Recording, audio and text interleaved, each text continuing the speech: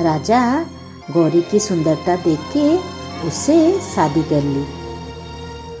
गौरी राजमहल की रानी बन गई और मंदाकिनी नौकरानी की तरह वहाँ पर झाड़ू पोछा करती थी, सारे काम करती थी।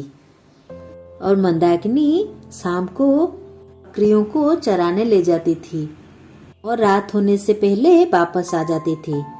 चुड़ैल रोज रात को बकरियों के पास आती थी और एक एक बकरी खाती थी।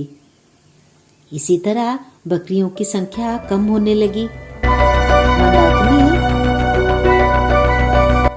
अगले दिन शाम को जैसे ही मंदाकिनी बकरियों को लेके चराने गई, वो उस नदी के पास गई और बकरियों को छोड़ के वहीं पर रोने लगी। उसको अपनी बहन की याद बहुत आई और वो वहाँ पर बैठ के रोने लगी। तभी पानी से उसकी बहन गौरी अपना शरीर लेके आ पहुंची।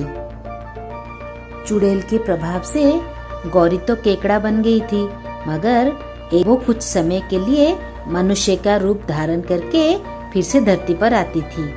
ऐसे दोनों का मिलना रोज होता था। मंदाकिनी और गौरी दोनों ढेरों बातें करते थे और कैसे उस चुड़ैल के चंगुल से छुटकारा पाए वो मिलके बातें करती थी। तब से मंदाकिनी बहुत खुश रहने लगी और सब काम हंस हंस के करने लगी, बहुत खुशी से रहने लगी। ये सब चुड़ैल देख के सोचा, अरे ये क्या, ये इतनी खुशी क्यों रहती है, क्या हुआ उसके साथ? शायद ये उसकी बहन से मिलके आई है, कल मुझे देखना होगा। जैसे ही अगले दिन हुआ, शाम को चुड़ैल ने बकरियों को लेके चराने गई। वहाँ पर छुपके देखा तो वहाँ पर गौरी केकड़े के रूप से अपना रूप लेके वो नदी के किनारे बैठी थी।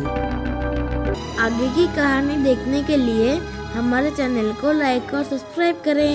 आगे की कहानी बहुत ही जल्दी आने वाली है।